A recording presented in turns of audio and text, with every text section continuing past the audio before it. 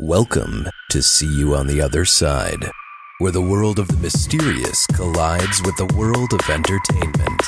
A discussion of art, music, movies, spirituality, the weird, and self-discovery. And now, your hosts, musicians and entertainers who have their own weakness for the weird, Mike and Wendy from the band Sunspot. I think this might be our first podcast where I'm speaking from a foreign country, so that we're talking together across the bounds of space. Pretty cool. So, Mike, tell everybody where you are. I am in lovely Montreal, Quebec, Canada. Oh, magnifique. Magnifique. I'm enjoying the hospitality of our friends to the north, and it is definitely not the Great White North this week. No, it's got a little heat wave action up there, huh? Yeah, it's 85 degrees.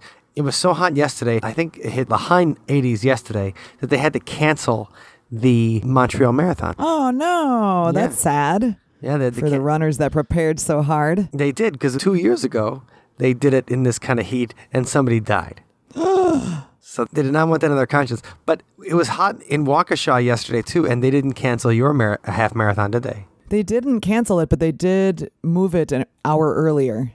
And I did the half marathon, but they gave the marathoners the option of starting an hour earlier than that if they wanted to. So, yeah, they definitely were accommodating. And it's been really hot down here too, Mike. Down here below Canada. And it's not that far below. We're talking about like 2 or 3 differences on the latitude scale. Or is that longitude? It's longitude, right? No, latitude is like ladder. So you were correct in your first. Okay. Latitude. Thank you. Well, look at that. We learn something new every day. That's right. No, but it has been fun, and Montreal's great. It's a cool city, so much history and interesting. Plus, everybody's speaking French, so it's fun. It's fun to be in a place where everybody speaks a foreign language. Yeah, fantastic. Yes, but they also speak English, so I don't have to work that hard. Like, it really is. Like, I really try to do the English s'il vous plaît thing, because I don't want to be like, hey, bonjour, right. Can I get a Big Mac? You know? You don't want to be that American that everybody hates, that doesn't even make the effort. But I am that American that everybody hates, so it doesn't matter. Oh. So, no, we're having a great time. And having fun. Went to see Notre Dame today, and really is a gorgeous place. On the lookout for any haunted stories. If I run into anything paranormal, of course I will talk about that. Oh, please do. I was wondering if they had a ghost tour up there. It seems like the kind of place that might. They do have a ghost tour, and the best, its name too is really, it's Phantoms Montreal. Ooh. So I'm gonna have to check that out and see if I can find some phantoms for myself. Yes. Well, good luck with that. Thanks. And I hope you enjoy the rest of your vacation there. I will. Well, the thing is, what I really can't wait to get back from vacation. I'll tell you why. Because Thursday we have our Patreon hangout. Oh, I am so excited. This is becoming my favorite event each month. Yeah. Social event, I should say. And with the way that we couldn't get the internet working tonight, so let me just describe how we're doing the podcast tonight. I've got a phone to my ear while I'm speaking into a microphone to Wendy here. And so I'll be glad to be home that I can get the internet working correctly, that we can hang out with our Patreons and talk about the coolest paranormal stuff that's happening. Yeah, I visited some more paranormal sites over the past week. So I'm going to be talking about that some in the Chicago area. Nice. And well, that's a great way to set up the fact that we'll be appearing at the Chicago Paranormal Convention on October 7th and 8th. Yes. And we'll be performing at the Chicago Convention, the party, on the 7th. So if you guys are going, make sure you come to see Mike and Wendy from Sunspot play you guys some paranormal songs. And speaking of which, we're going to be playing somewhere else really soon, even sooner than that. Oh my God, next we are. Weekend. I have my vacation mind, so I'm not even thinking about work. So where are we going to be? You're way ahead. You're thinking way ahead, but that's a good thing because there's a lot of cool and exciting events. But you and I are going to participate in the world's largest ghost hunt next weekend, and that's taking place, well, all over the world. But one of the locations is at the Old Baraboo Inn. Oh, the OBI. Yes. And they've got a ton of different people with ghost hunting expertise that are going to be there. And they're going to be live casting the whole thing. And it's kind of a neat concept where they've got someone at a headquarters in, I believe, New Orleans. Yes, it is New Orleans. Who will be leading the event. And they're having everybody at these various haunted locations all over the world perform the same exact process. Ghost rituals at once. Yeah, they're going to, use the same techniques and the same equipment. And they're trying to, I guess, I don't want to say open a portal. We're all going to be doing the same kind of oogity boogity together. Exactly. And they've had psychic mediums that have been preparing those on the other side to say, hey, on this date at this time, we're going to all be very receptive and open. And if you want to say something, here's your chance. Please do. So anyway, we'll be there to witness it and to report back to you how that goes. I believe there's still tickets available at Old Baraboo Inn, and we're going to play after the ghost hunt happens. So they're going to kind of report everything to the public, and it'll be open to anyone who wants to come at that point. And then we're going to play some See You on the Other Side songs, Mike. That sounds good to me. And also that's going to be fun because the actual medium that's heading up the headquarters is from Wisconsin, Scotty Rorick. And he's going to be in the podcast next week, too. So it's going to be a very world's largest ghost hunt. We're going to be giving you the Guinness Book of World Records excitement, play-by-plays for next week's podcast. So it's going to be something to look forward to.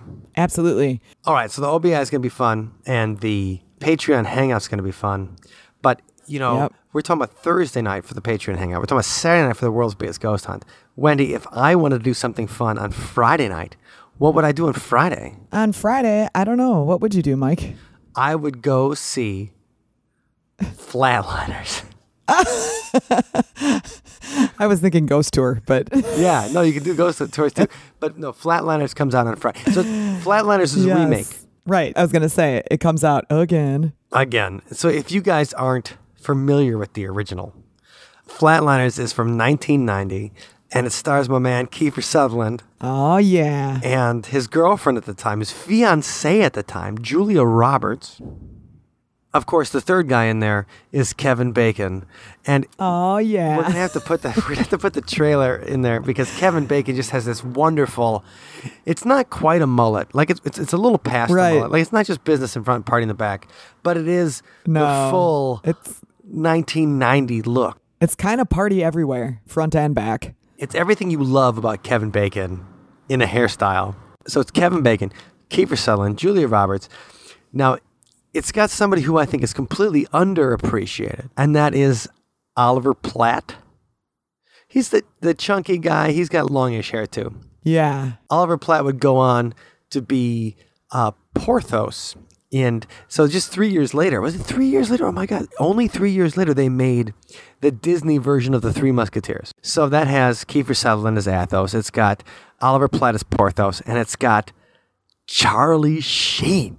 And they did it all for one. All for love. And who's in that? Who does the song? Okay, so that song. So Disney paid 3 male singers to be the Three Musketeers for that. So that was Sting, Bryan Adams, and Rod Stewart. All-star lineup for that one. all for one, all for love. So loved the Three Musketeers. I loved Kiefer. Now I like Kiefer Sutherland in general. I think he's a great actor. And we go back to Flatliners. He plays a really intense character in that movie, doesn't he? Oh goodness, yes. So he's the main guy, and he's a medical student who's trying to find out what happens after you die.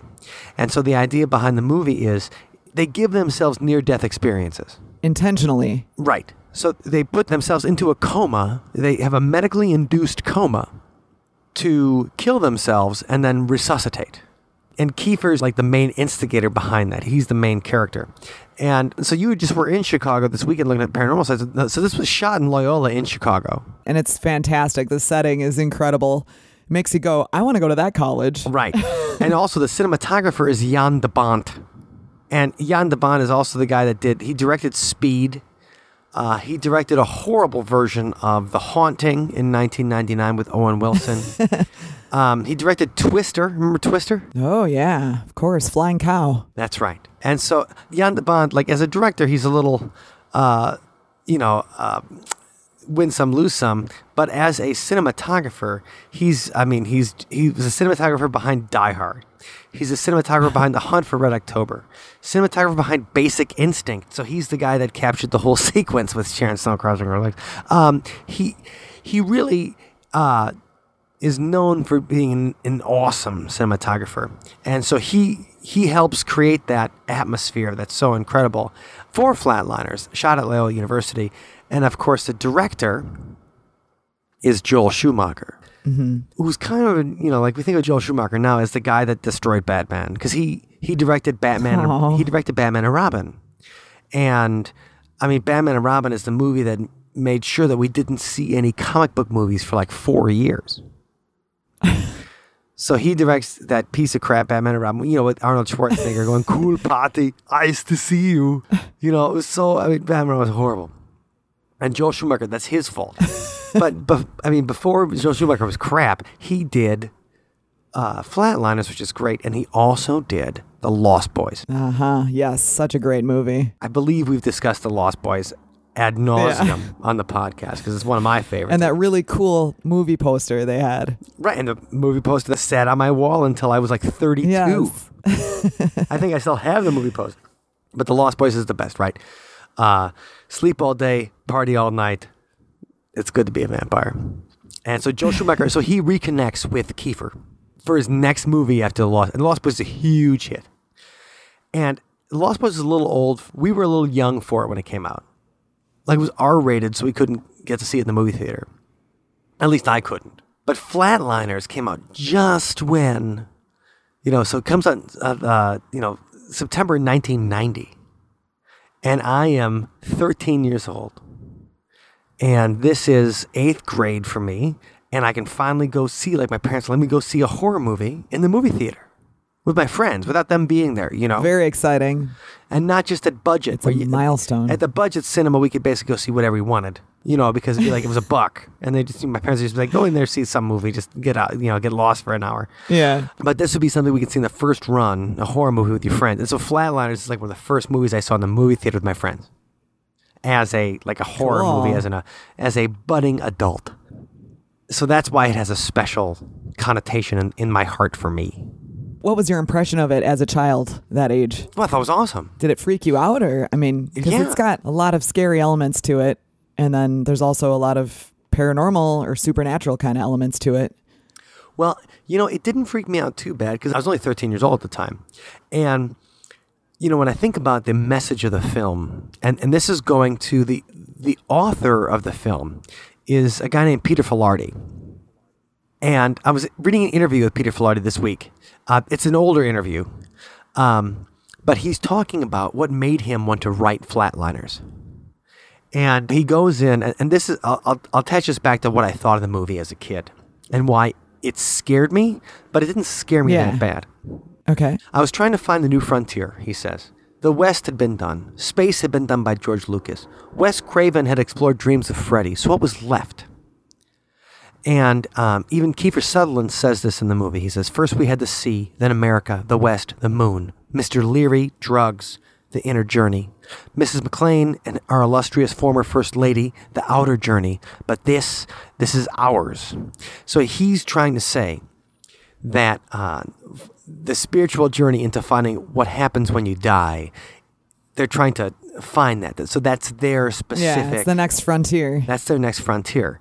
And the author, he goes, their biggest conflict isn't the danger of what's out there. It's the danger with yourself. And it's accountability. It's you need to be accountable for the actions that you feel in your life. And so he made Flatliners a movie about, quote unquote, in his words, metaphysical accountability. Okay, that makes sense. Yeah, they find cosmic justice.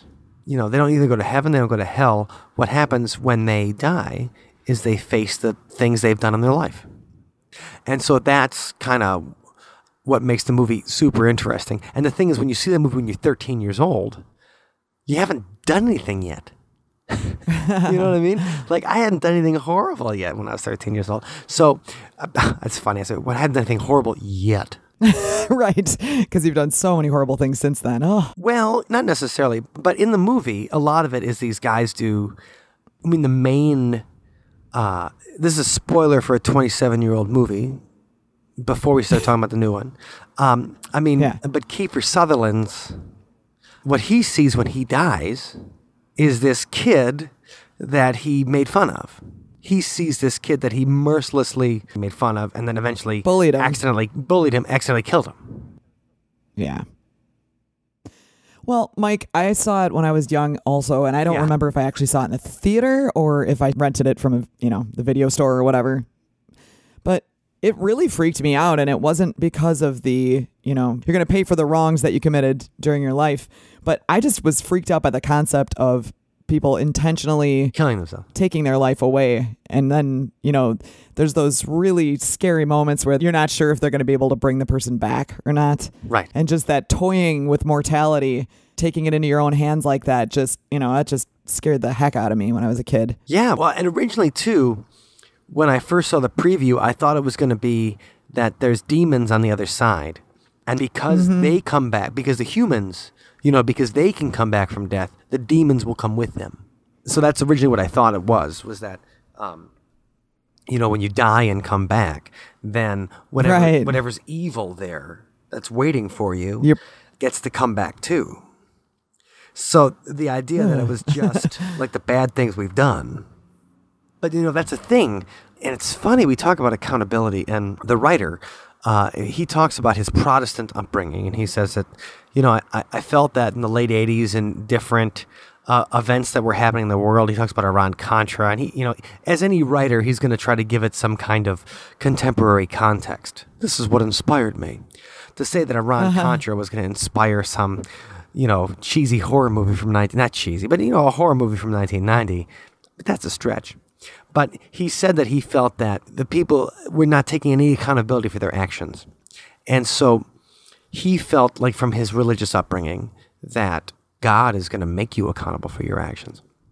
And when you start looking this up online and you start, doing research, you see people, and this is serious, they're like, where do I find the age of accountability in the Bible?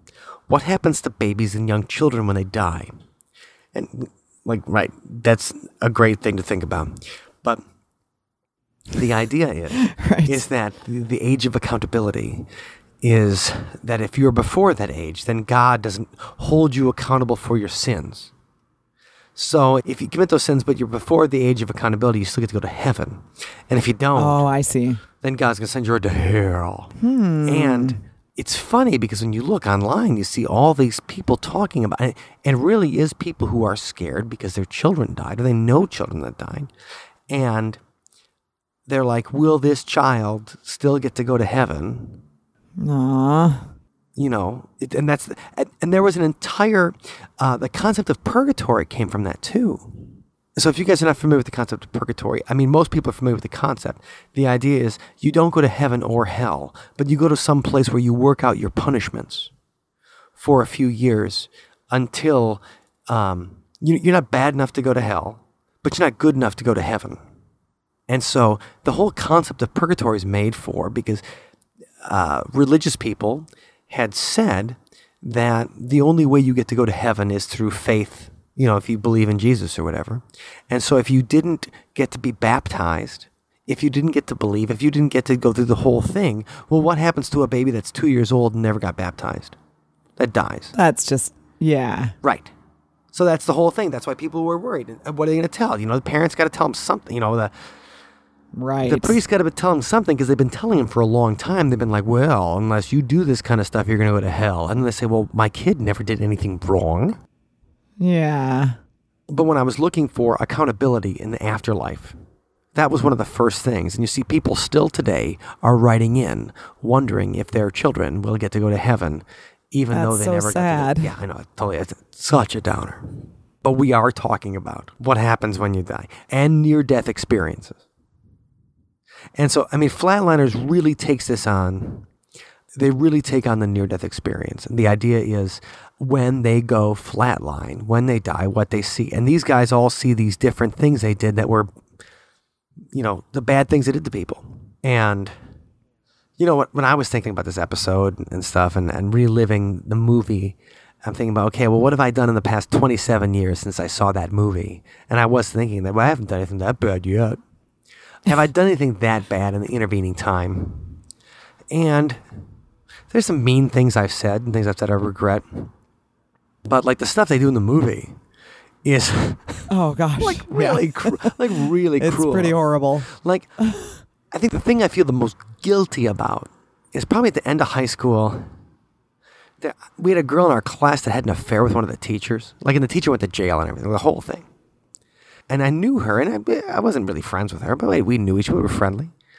But I just made some kind of joke, just offhand, or said some kind of thing when I was walking behind her.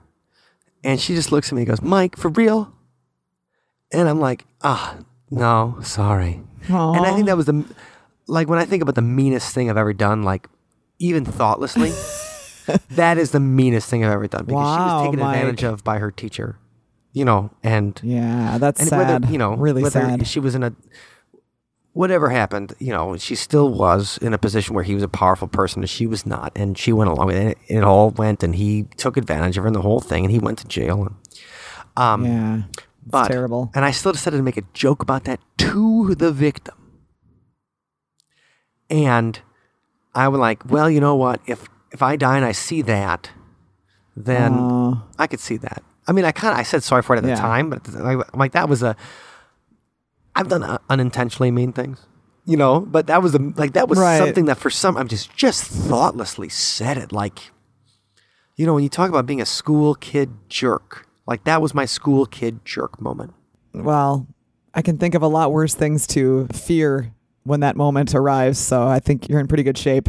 Yeah. Like, I've done, things but like, that was one thing, like Kiefer Sutherland killed a kid in the movie. Like, he killed somebody. Like, yeah. And the Baldwin guy. Oh, we forgot the Baldwin brother. I was talking about Oliver Platt, because I feel like Oliver Platt's always a second banana in movies, and he never gets his credit. Yeah. Like, he's a good actor. He's always reliably funny. And, but that handsome Baldwin guy. Yeah, right. The skinny one. His crime was like videotaping women in the act of passion with him without them knowing it. So that was pretty creepy. He made surreptitious sex tapes. Oh my God, I almost forgot it. How did somebody forget about a Baldwin brother like that?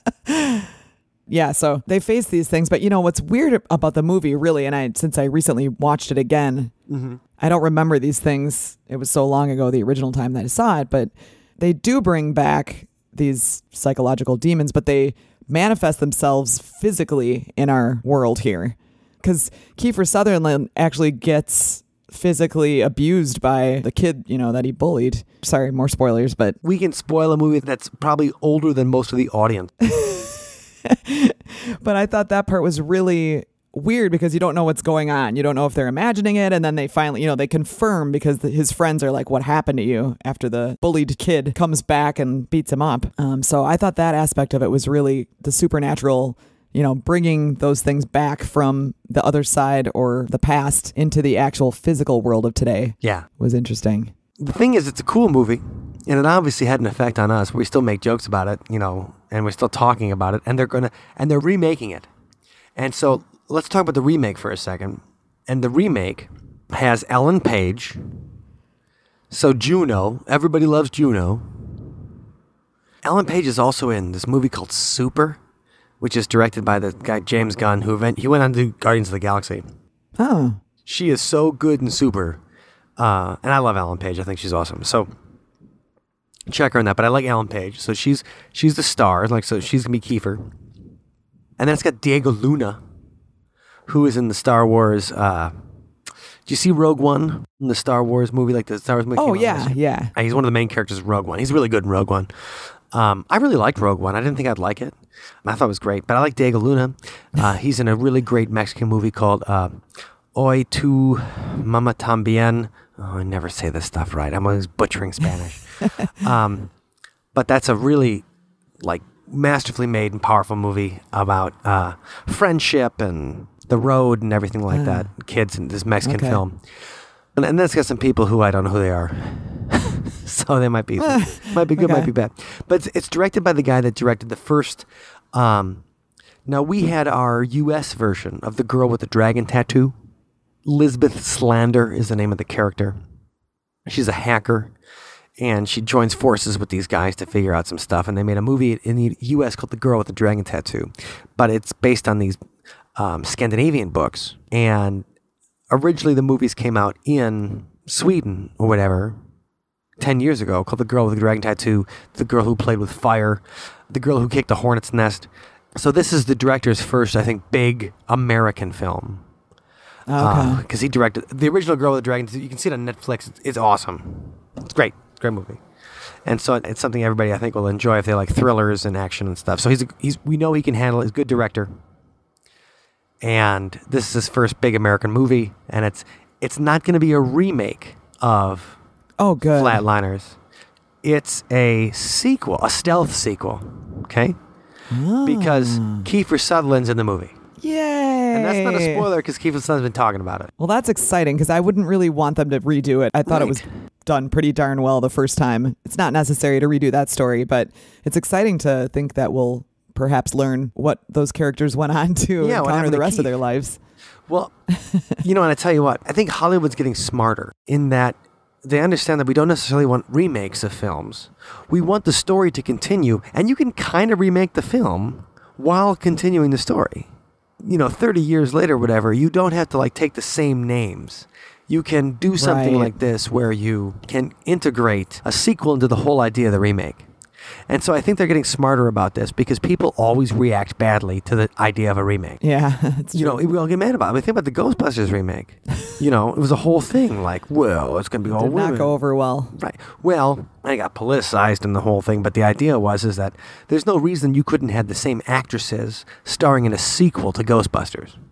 Yeah, right. There was no reason it had to be remade except for the arrogance of the director. And he's the guy that ruined it. It's not the actresses were wonderful. The director ruined that movie. But I think that the Hollywood's getting the idea that we don't necessarily want movies to be remakes. We don't want to see the same thing, just updated with cuter actors or whatever, or better teeth and hair like they have today. We want to see a continuation of a story that we feel invested in.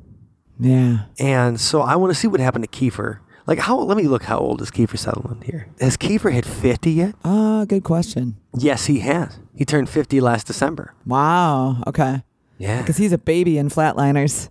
Right. So he's only 23 years old when they were making that movie. It's hard to think that Kiefer Sutherland was ever 23 years old. But I guess, and he is a proud Canadian. Well, actually British. He was born in England, but his dad, Donald Sutherland, is Canadian. And we need to talk about Donald Sutherland in a minute. Because half this show is supposed to be about near-death experiences, right? Yes. And we've been talking about the movies, and the movie has our effect on us, and we think about these things in Kiefer Sutherland and blah, blah, blah. But the whole idea is that the exploration of near-death experience on film. And that really was the crux of the movies, that these guys were exploring something that we all want to know about. Is there something evil on the other side? What will happen? What's the accountability? Will we be forced to face, the things we did in life? The bad things. And also just the curiosity of, are we going to see the ones that we love that we lost again? Will we have that opportunity to see them again? It's funny because Donald Sutherland, now, he was born in 1935. Wow, Donald Sutherland's older than my dad. I didn't know he was older than my dad. But he's obviously been in a million things, from Animal House to Invasion of the Body Snatchers. So listen to this. And we'll go through celebrities that had near-death experiences in a little bit. But because we're talking about Kiefer, so he's filming this movie in 1969, Kelly's Heroes. It came out in 1970. He had a severe case of meningitis on the set, and his body shuts down. Here's how he describes it. Suddenly the pain, fever, and acute distress seemed to evaporate. I was floating above my body, surrounded by soft blue light. I began to glide down a long tunnel away from the bed, but suddenly I found myself back in my body. The doctors told me later that I had actually died for a time. And here's how he says. He sent this in a commencement speech at the University of Toronto. If you get on the other side, you're really alone with yourself. One part of my commencement speech said, you have to be honest with yourself. There's no point in not being honest, because when you die alone. You want to be at one with yourself and responsible to yourself. You really do not want to have too many regrets.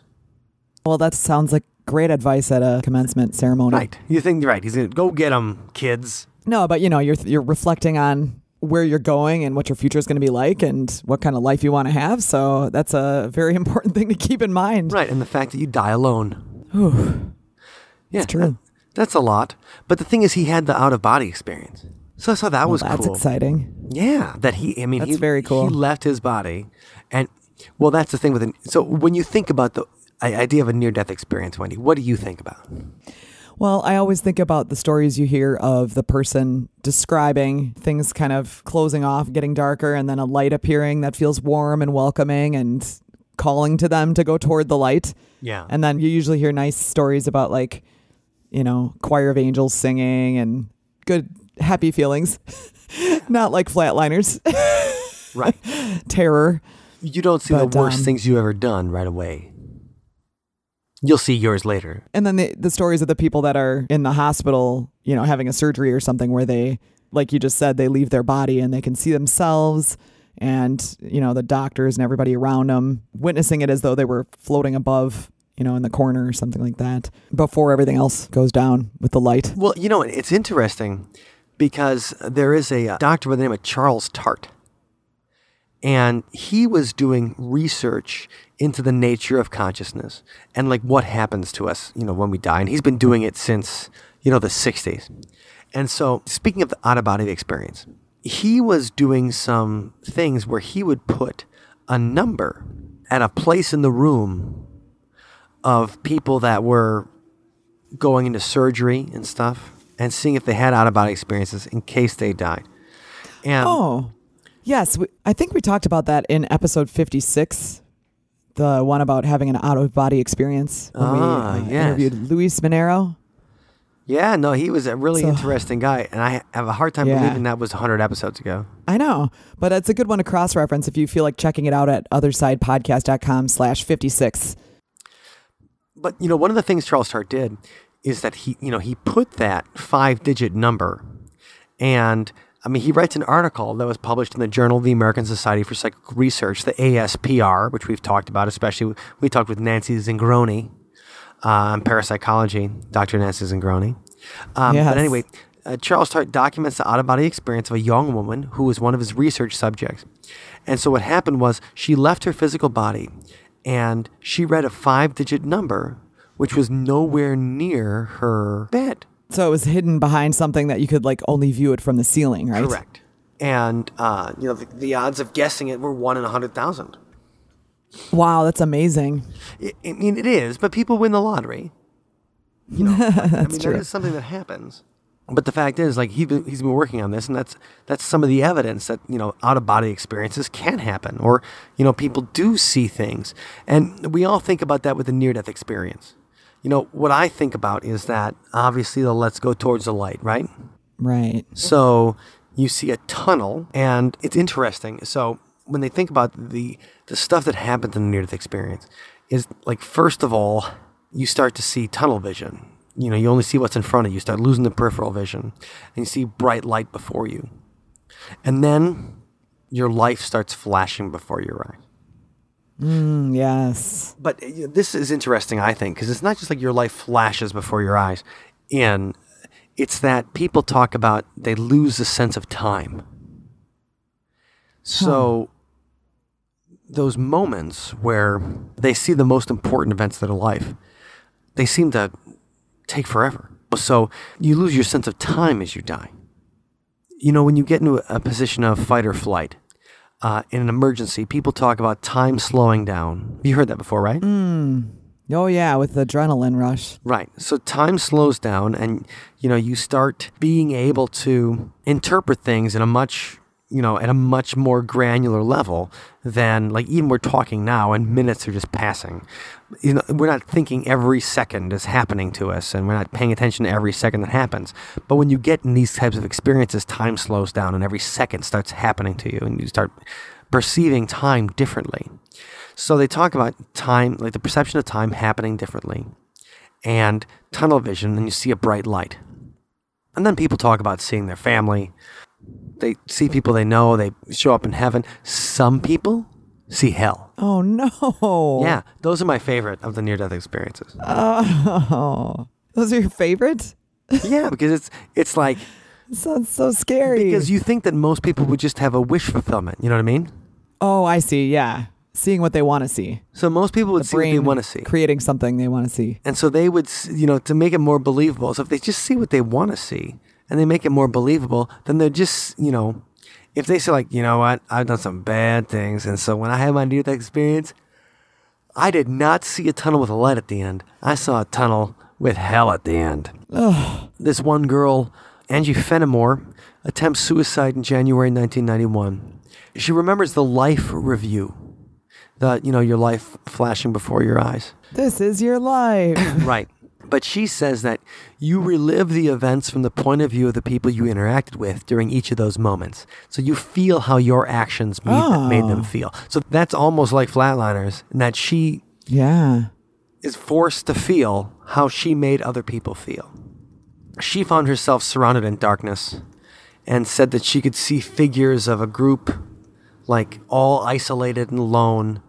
And she said that the first thing she thought was, oh, we must be the suicides. And then she came back.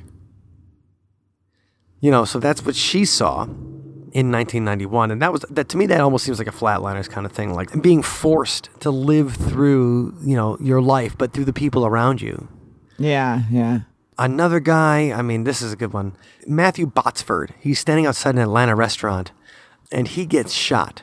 He says he remembers feeling a pain like a hot needle driving into his skull. Then he falls and everything goes black. The doctors put him in a coma for 27 days to try to save him because he died 3 times on the way to the hospital. He dies, you bring him back, you get resuscitated. So he says that he's shackled at his wrists and his ankles. He's suspended in midair over a deep glowing red pit. Inside the pit, 4-legged creatures roam the floor while smoke billows up from the magma below. No. Each plume of smoke contains exactly one tortured soul, suffering all alone. Stop. Don't really stop. He talks about isolation. He says that all around him hears the screams of millions of damned souls, but it doesn't mean anything because he understands that he's entirely by himself, and he will be entirely by himself forever. Until a team of demons show up, eat his flesh on the bone, and then it grows back and they eat it again. Oh. Yeah. Well, that's a nice bit of information. Yeah. Like, so he saw for real. He saw hell. Like, that sounds horrible. That's like classic style hell. Yeah. That's like OG hell. He was there. In his near-death experience. Poor guy. That's terrible. He gets shot and then he has to go through that. Should have been nicer. Had he lived his life as a bad person? Well, I don't know what he did. Like, none of those details are there. So who knows what happened? Oh. That's the thing. So people see these different things in near-death experiences. And the thing is, when you start losing oxygen, interestingly enough, when you lose oxygen to the brain, the first thing that starts going is your peripheral vision. So that's one of the explanations of why people might be seeing a tunnel, because they lose their peripheral vision as they're, about to die. Okay. And, the light, your eyes are closed the whole time. They don't really, have a good explanation for that, but they do know that your mind's flooded with different kind of chemicals. Mm-hmm. And as your mind's flooded with these different kind of chemicals, you could start seeing hallucinations. People see hallucinations when they have migraines. Have you ever had a migraine? Yes, I have. Okay, so you've had a real migraine. And so have you ever experienced weird kind of light effects or anything from that migraine? Oh, yeah. The auras, they call them, where you see kind of like rainbowy blobs when you close your eyes. But the idea, you're getting light effects. Yeah. I've never had a real migraine. I've had some headaches. Obviously, I drink a lot. But I've never had like a real deal. When people talk about a migraine, they talk about the misery they have and stuff, So to me, that hallucination, you're like, well, how is that going to happen? But something is impacting your head. So chemicals flood in. And, we talk about out-of-body experiences. Other people have talked about having out-of-body experiences when they're on LSD. Oh, yes. Because one of the first things when you're on LSD, acid, for those of you that don't know what LSD is, or magic mushrooms, so or psychedelic. Yeah, psychedelic drugs, psilocybin, peyote, any of the psychedelics. The first thing that happens is like you have some kind of disillusion of the self. And I just watched a documentary on Timothy Leary and Ram Dass on Netflix. Oh. It's a really good documentary, too. Sounds fun. A discussion between Timothy Leary and Ram Dass. And it's about spirituality and their relationship and their life. And, it's 50 years on from all that kind of, the controversy of Timothy Leary saying, tune in, turn on, and drop out. And we've talked about Timothy Leary, especially in our LSD episode. That's from the Wayback Files. That's one of our first episodes. Journey to the Center of the Mind, I think his name was the episode. And the thing is that they talk about the dissolution of the self. The first thing you feel is that you feel connected towards everyone else on the planet. You feel like a loss of yourself as compared to someone else. You feel connected to them. And you get that feeling of, well, there really is no me and there's no you. There's just all of us together. And people talk about that in the near-death experience. They realize that their personality, their self is just a thing, and their soul is something else. Well, that's very LSD, man. That's very hippie. It is. And so when you think of your mind being flooded with chemicals when you die, that could be something to do with it. Now, we don't know there's something to do with it yet. Like, there is no definitive science at the end of this. I mean, Dr. Charles Tart had his... Right, we're only working on theories right now. Yeah, because we don't know what happens, because the people who actually get to die don't come back. Or they might. Right. Through the Ouija board or whatever. And it's funny because, well, this happened in 2014. And so there's a guy named Sam Parnia, Dr. Sam Parnia, and he did the world's largest study of near-death experiences. And I've talked to Dr. Sam Parnia. I tried to get him on the show. We just haven't found a time that works. This would obviously be the perfect episode for him, because we'd get him to get his review of Flatliners. Yeah. But he was doing this research at the University of Southampton, and now I think he's at the University of New York, Sunnybrook. But he published this study after he had 2,060 patients from 15 hospitals in the UK, the US, and Austria. And the study was awareness during resuscitation. So he's trying to get as many of these people's experiences that were resuscitated on the deathbed. They were dead and they came back to life. And so he's trying to get as many of these things, not like without an agenda. So he's scientifically investigating. So he just wants to find out what is going to happen. Okay. Not, like Daniel Brinkley, he's a guy. Raymond Moody, he's a big near-death experience guy. Yeah. Dr. Elizabeth Kubler, the one who did the 5 stages of grief, or like acceptance. Yeah, yeah. She was also someone who had dealt with people who had a lot of near-death experiences. Okay. When I worked with Katie Sy, who's a reporter, was a reporter in Madison, and she had done like a series with Dr. Elizabeth Kubler as Dr. Kubler was approaching death. And she's like, no, she believes in all of it. She believes it, She said she's ran into too many people that have had weird near-death experiences for that just to be, for us to black out and go into nothingness and oblivion when we die. So that's refreshing, I guess, or makes you feel a little better. Yeah. But I think she was dying at the time, so she could have been one of those stages of grief right there. So here's what the results of his study, from like the abstract of, Dr. Sam's study, is that in some cases of cardiac arrest, memories of visual awareness compatible with so-called out-of-body experiences may correspond with actual events. So they see things that actually happened while they were dead.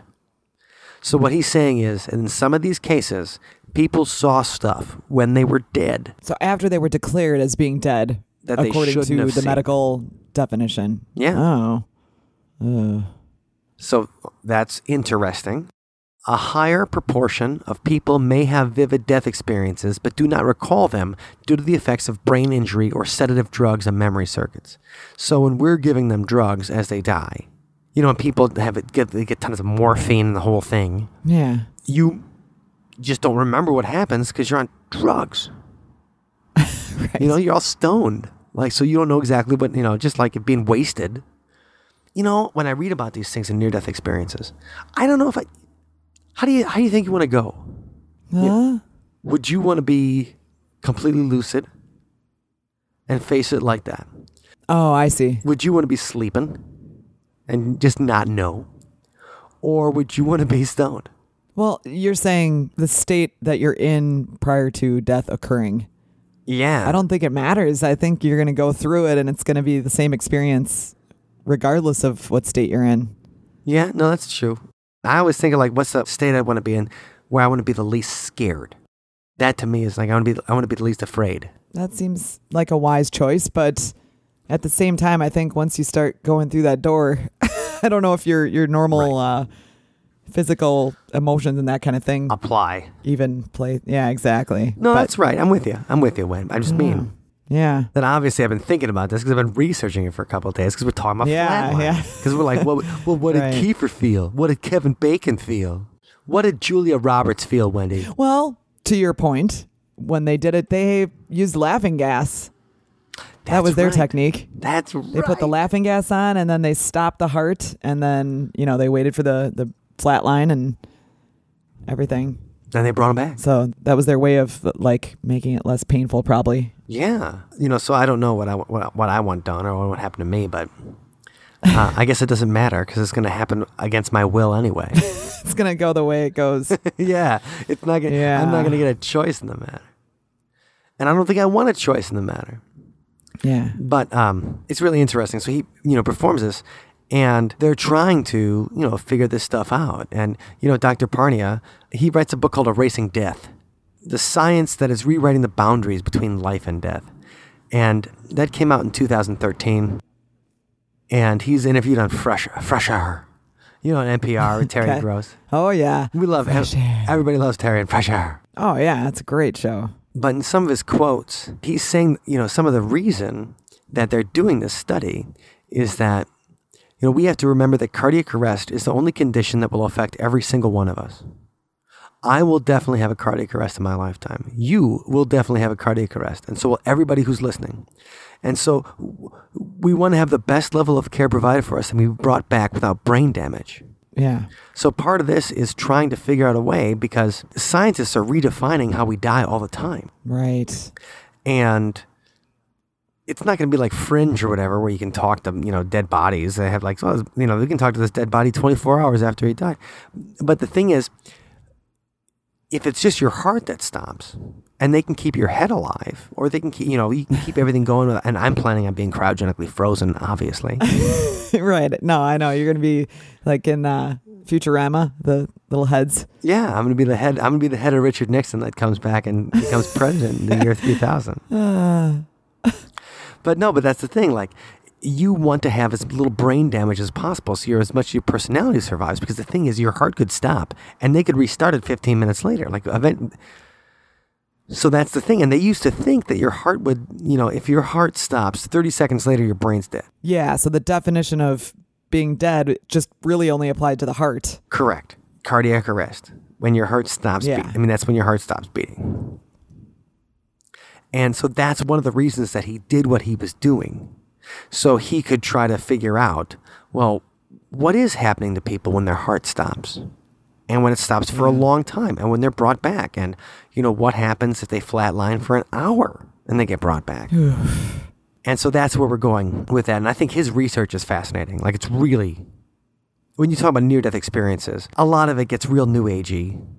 And I think we probably have all met somebody that's had a near-death experience, haven't we? I don't know. I mean, I know we've had a bunch of people on the show that have had near-death experience. Oh, right, of course. But like, even in personal life, you get somebody that's like, man, I've seen some stuff. I died, now came back.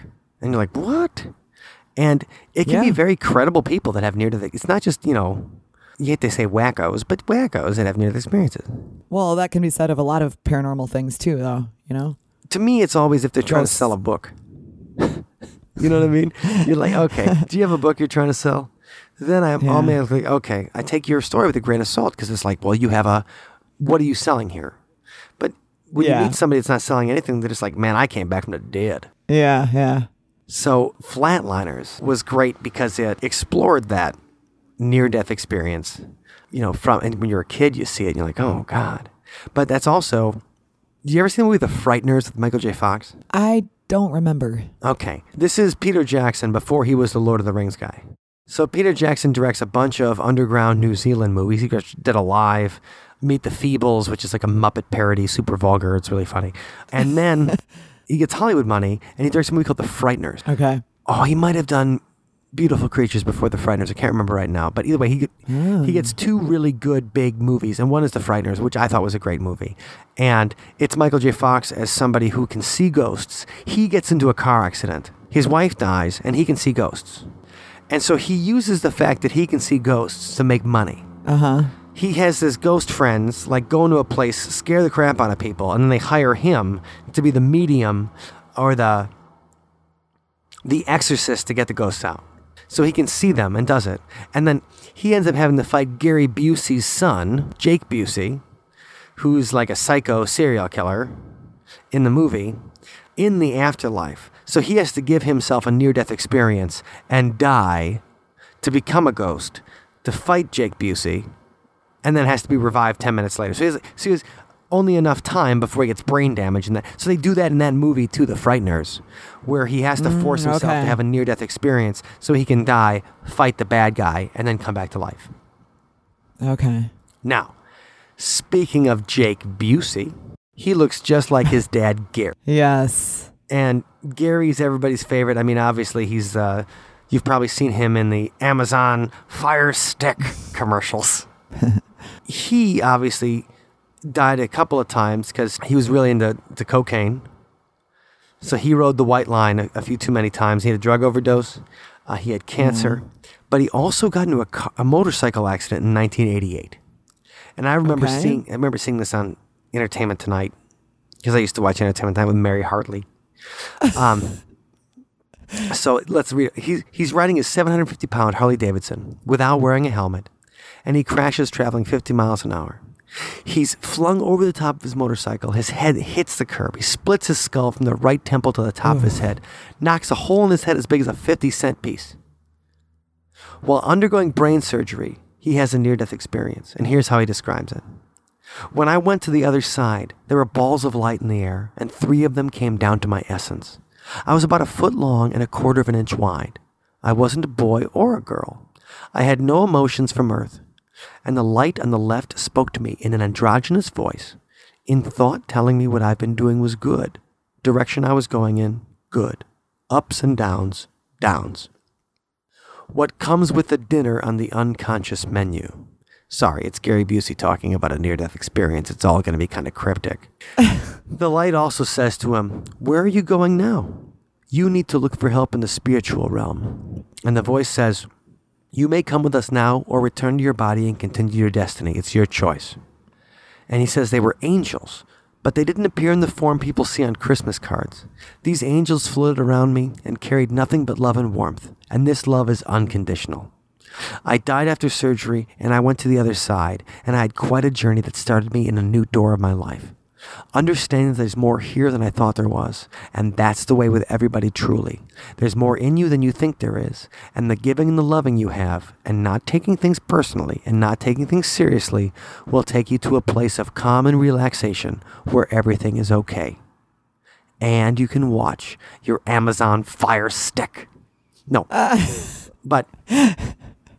Nice. No, he became like a Christian speaker after that. Like Wow. Born again, Gary Busey. Gosh. Well, it is cool when people at least share their experience like that. Yeah. Because you got to wonder how many other people have had the experience but just were too scared to say anything because of criticism they would get for admitting to something that seems very out there. Well, Tracy Morgan, he said he had a near-death experience, and so this is more recent. So, Tracy Morgan from Saturday Night Live, right? Yep. Okay, so June 7th, 2014, Tracy Morgan gets in a car accident on the New Jersey Turnpike. And he's got a brain injury, broken leg, broken ribs. His friend dies in the car crash. So sad. And he spends more than a week in a medically induced coma. He awakes, he's blind for almost a week. And he's got to go into recovery for a really long time.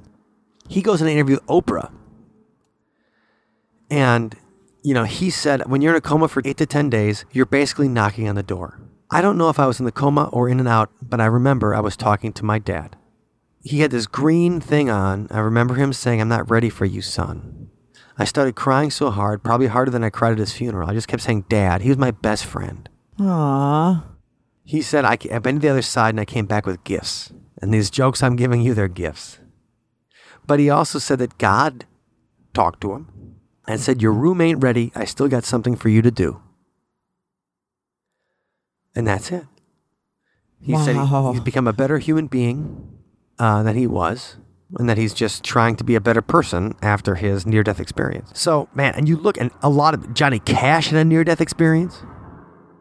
You know, he talks about, you remember Walk the Line, right? In the movie? Yes. Mm-hmm. Walk the Line, when Johnny's just a, 12-year-old, his brother Jack dies, gets, cut in half in the sawmill or whatever, and then he's just spending a week in pain until he dies. And horrible. Johnny says that on his deathbed, his brother Jack saw heaven, saw angels, was talking about meeting their dead relatives and everything. And then one time, like, Johnny Cash tried to commit suicide in a cave in Tennessee in 1968 when he's trying to quit drugs, but it doesn't work. And so he's on all kinds of drugs. And he goes in this cave, tries to lose himself. He thinks he's just going to die in there. And he said he felt God in his heart, and that God reignited his flame to live. And he was lost in the cave for a long time, but he said he saw this light that shouldn't have been there, felt the breeze, and that rebirthed him. So he saw God in a cave in 1968.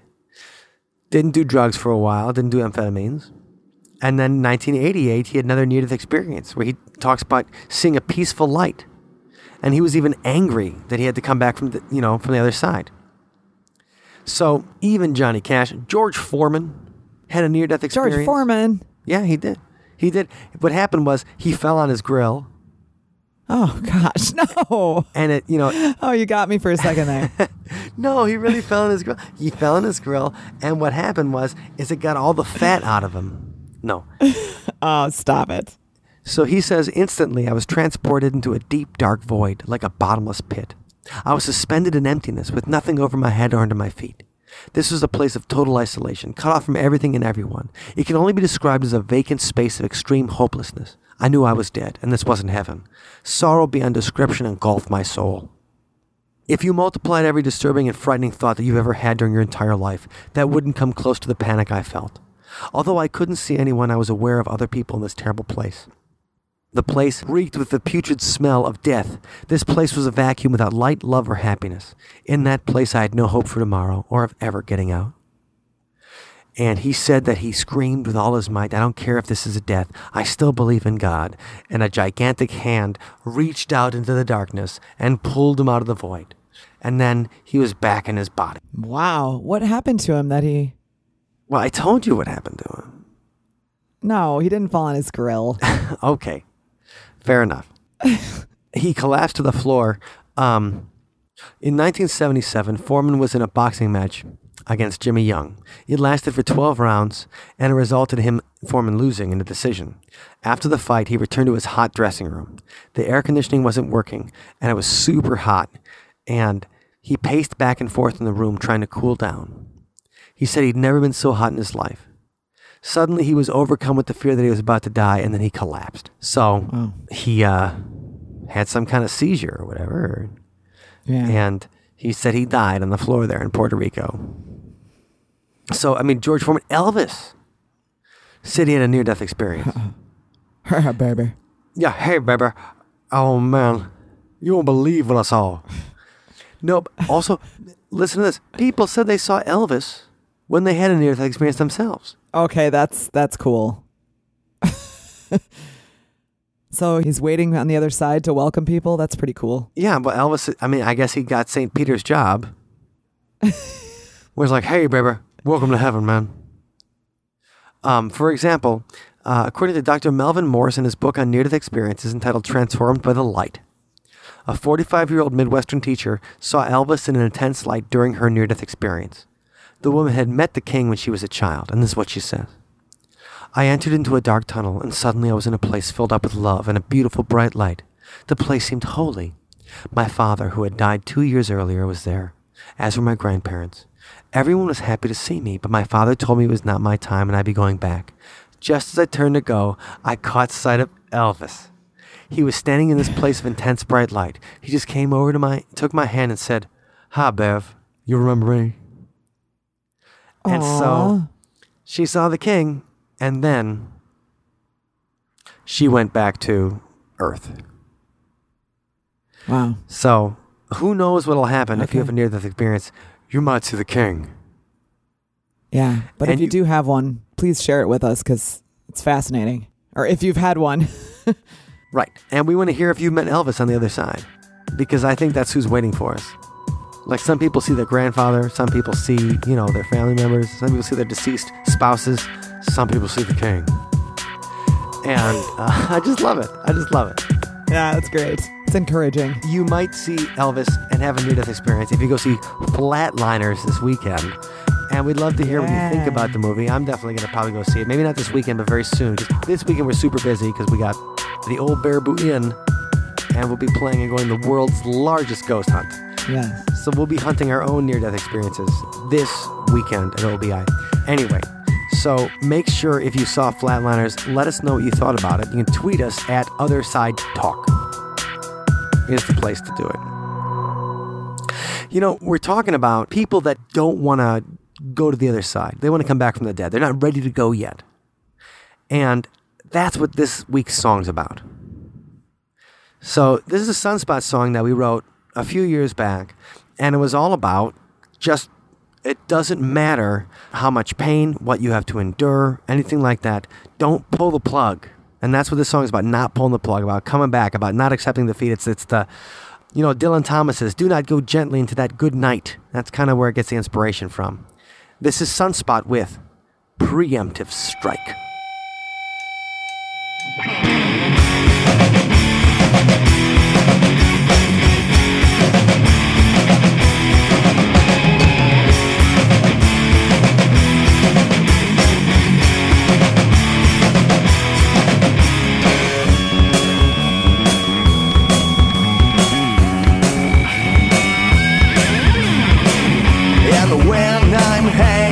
By a thread, tied to machines and half dead. Just when you think it's my final act, don't pull the plug, I'm coming back. Hey! Strength of my will, protection from harm, not going out with the need of my arm. Hey! Strength of my will, protection from harm, not going out with the need of my arm. I'll not go down without a fight. My will is my preemptive strike. I'll not go down without a fight. I'll not go gently into the good night.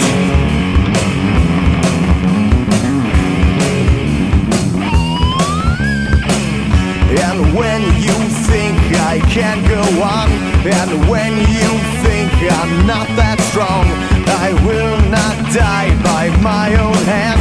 I'll hold my ground, I'll make my stand. Hey! Strength of my will, protection from harm, not going out with the need of my arm. Hey! Strength of my will, protection from harm, not going out with the need of my arm. I'll not go down without a fight. My will is my preemptive strike. I'll not go down without a fight. I'll not go gently into the good night.